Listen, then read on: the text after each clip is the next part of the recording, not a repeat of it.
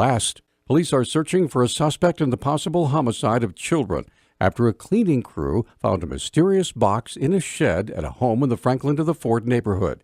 Missoula Police spokesman Travis Welsh says an investigation has been ongoing for the last 3 months. So in late September, an officer was dispatched to the 2100 block of South 12th Street West.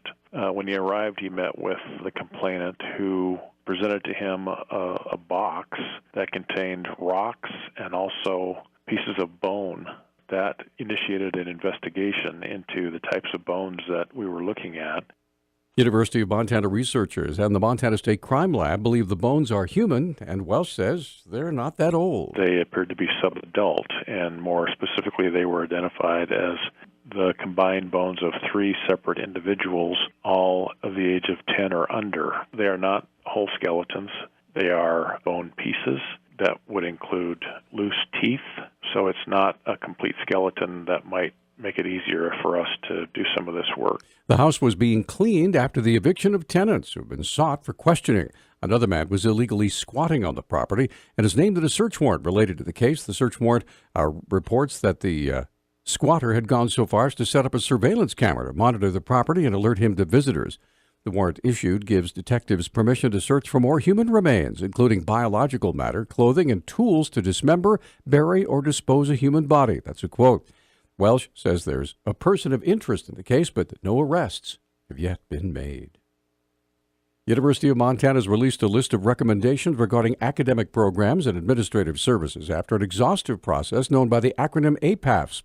Communications Director Paula Short said many of the over 40 recommendations were focusing on bringing together similar programs to make them more efficient. However, many thought the study would detail cuts in some programs. Maybe people were expecting to see sort of a list of programs that were going to be eliminated. Conversely, the president chose to say, here are areas where we're going to invest, and here are some areas that really need a deeper look, whether it is consolidating them, reinventing them. And I think it's important to remember that program elimination or moratorium or discontinuance was an option among a big portfolio of possibilities for our programs. In addition, Short provided a look at how the transition between President Sheila Stearns and incoming President Seth Bodnar would unfold. At the request of both presidents, going to happen over about a 2-week period of time where there's going to be some job shadowing by incoming President Bodnar, and then there's also going to be an opportunity for President Stearns to stay on and provide some advice or sort of background information as we move into the second week. And it looks like probably around the second or third week in January, that transition will be complete. The university continues the effort to reduce costs to be more in line with reduced enrollment.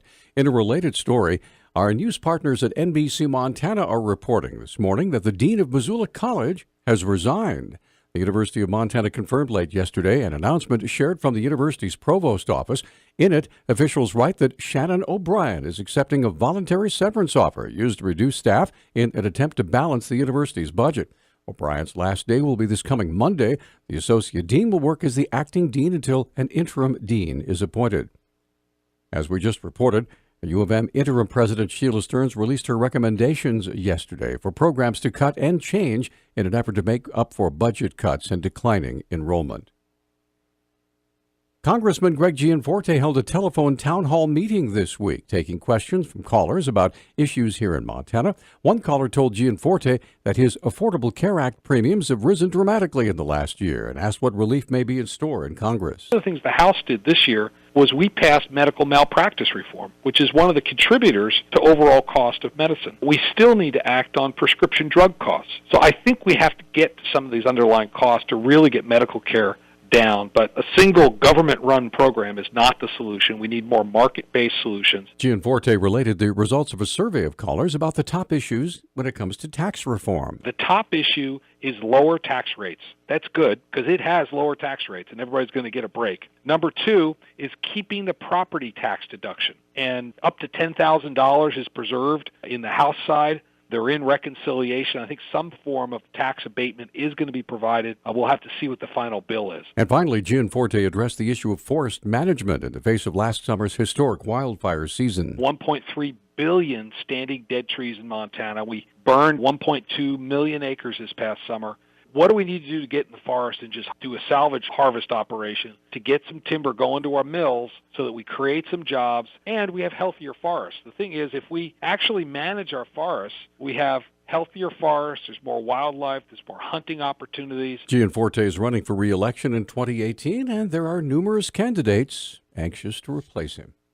The manager of a Montana hotel says police are investigating after a man spent more than 4 hours working to unbolt an ATM from the floor of the hotel and drag the 300-pound machine out the door. Gail Linnell told Color Television the surveillance video shows the man walked into the La Quinta Inn and Suites in Billings at about 3 o'clock Saturday afternoon, took the stairs to the upper level, walked down the stairs to where the ATM sat, and unbolted it from the floor. Linnell said the man dragged the ATM out of the hotel just before 7:30 p.m. The hotel released surveillance video with images of the suspect. No arrests have yet been made, but he has a very sore back. 'Tis the season to be jolly and joyous and to make sure you wash your hands. Montana epidemiologist Dana Fedges says norovirus outbreaks have ramped up throughout the state in recent weeks. An outbreak, the way we define it, is usually an increase of illnesses that is beyond what we normally expect. And usually throughout the year, I would say we average about 30, 35 norovirus outbreaks. The end of October through about now, we've had 8 outbreaks so far that were reported to us. Oh, don't we know it? The recent outbreaks tend to be in western Montana and are expected to continue through spring. However, they are also likely to peak in the coming weeks. We start to see some reports coming in October, and usually that season lasts through April. So the majority of outbreaks are reported during that time and often peaks in December, January. The counties that reported outbreaks so far this season were Cascade, Fergus, Flathead, Gallatin, Marr, Missoula, Silverbow, and Yellowstone County. Fedges says washing hands and cleaning surfaces like knobs and handrails with bleach-based cleaners are the key to preventing the spread. Fabrics used by norovirus sufferers should be washed at the highest temperatures on the longest cycle, as norovirus can survive for long periods of time on surfaces. We know. News Talk time now, 6:12. News Talk, KGVO. Missoula's official weather station. Patchy areas of freezing fog today with our high temperatures in the upper 20s. Freezing fog tonight, low temperatures will drop into the teens. We'll see a slight chance of showers for your Friday. I'm meteorologist Brooke Foster for Missoula's KECI 13.